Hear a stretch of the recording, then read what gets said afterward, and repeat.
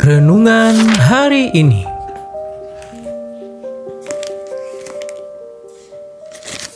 Shalom, saudara yang dikasihi Tuhan Yesus Kristus. Kembali lagi dengan saya dalam perenungan singkat. Pada kesempatan ini kita akan melihat bersama kebenaran firman Tuhan dalam kitab Matius pasal yang ke-23. Lanjutan dari perenungan kita.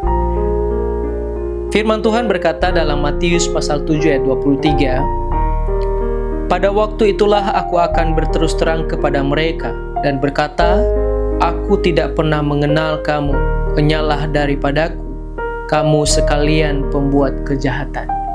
Saudara yang dikasihi Tuhan, ini berbicara tentang hal pengajaran sesat. Saudara, kita tahu dan kita bisa melihat bukan hanya pada waktu ini, tetapi pada masa waktu lampau, bahkan saat Yesus Kristus masih ada di dalam dunia, Tuhan Yesus mengecam orang-orang yang menyesatkan orang tidak percaya kepada Tuhan. Kalau kita melihat dari bagian firman Tuhan ini menjadi tema renungan kita adalah lihat dari buahnya.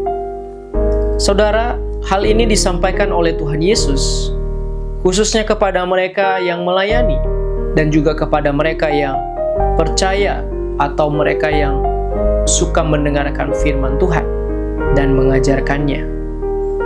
Yang pertama, bahwa setiap kita harus waspada terhadap nabi palsu atau pengajar-pengajar palsu yang berbicara dan mengatasnamakan Alkitab, tetapi apa yang dia sampaikan tidak sesuai dengan firman Tuhan.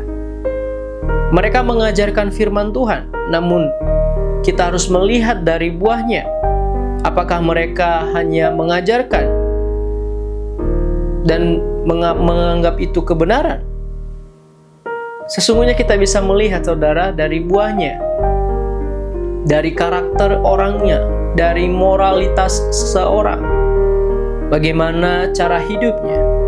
Lihat dari buah karakter yang sudah dibaharui, seorang yang sungguh-sungguh percaya kepada Tuhan, seorang yang sungguh-sungguh percaya terhadap kebenaran firman Tuhan, pasti akan terlihat dari buahnya. Buah yang baikkah yang keluar daripada diri orang itu? Atau buah yang tidak baik? Atau dalam kisah hidupnya itu ada banyak hal yang tidak benar di hadapan Tuhan, tetapi dia mengakui bahwa dia adalah orang yang mengajar firman. Mari kita menguji hal itu.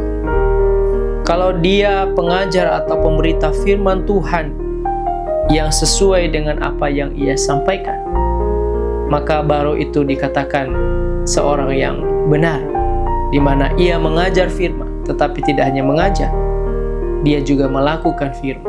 Yang kedua, saudara, bahwa semua dalam tahap pengujian Tuhan. Saya dan saudara terus diuji oleh Tuhan dalam hidup kita. Dalam menjalani iman kita mengikut Tuhan terus diuji. Ingat bahwa kalau dia pohon yang baik atau seorang yang mengajar firman Tuhan yang baik, maka ia akan menghasilkan buah yang baik. Tidak mungkin pohon yang baik menghasilkan buah yang tidak baik, bukan?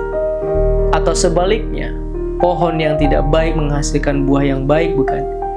Justru dari buahnya lah kita bisa melihat seseorang. Seharusnya kehidupan orang yang mengajarkan firman tidak jadi batu sandungan atau menjadi orang yang hidupnya tidak benar di hadapan Tuhan. Kalau kita membaca di ayat yang ke-22, buahnya lah kamu mengenal, atau dari buahnya lah kamu mengenal mereka. Lihat pengajar atau nabi itu benar atau tidak dengan karakter hidupnya, moralnya dan perkataan maupun buah dari pelayanannya. Dari buah karakter, bahkan dari setiap sikap hidup yang keluar daripada dirinya, dari mulutnya. Dari situ kita bisa melihat. Yang ketiga daripada kebenaran firman Tuhan ini adalah seorang yang hidup melakukan kehendak Bapa. Itulah yang Tuhan mau. Inilah yang Tuhan inginkan dari seorang pengajar firman maupun orang yang beriman kepada Tuhan, yang percaya terhadap firman Tuhan. Setiap orang atau pengajar yang melakukan firman Tuhan itu melakukan kehendak Tuhan. Bukan orang yang berkata atau berseru-seru dengan mulutnya Tuhan, Tuhan, tapi dia tidak melakukan kehendak Tuhan. Bagaimana kita dapat melihat dan dapat melakukan kehendak Tuhan jikalau kita tidak tinggal di dalam Tuhan? Saudara, bukan hal utama ketika kamu berkata bahwa saya berseru demi nama Tuhan dan bernubuat demi nama Tuhan, tapi tidak hidup atau tidak sesuai dengan kehendak Tuhan apa yang dilakukan, maka ia tidak layak di hadapan Tuhan. Yang layak di hadapan Tuhan adalah mereka yang melakukan kehendak Tuhan. Bukan orang yang memegah-megahkan diri di hadapan manusia yang lain. Oh, dia seakan-akan berkata bahwa aku adalah pengajar, aku adalah orang yang beriman, namun realitanya dia tidak seperti apa yang Tuhan kehendaki.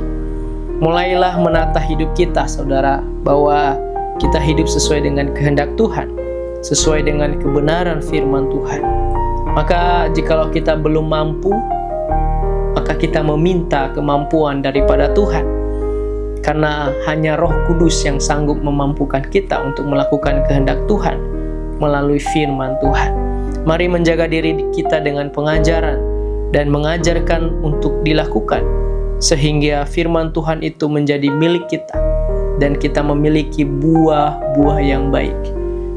Kita tahu bahwa setiap orang yang dipenuhi oleh Roh Kudus, mereka memiliki buah roh dalam hidup mereka sesuai dengan firman Tuhan.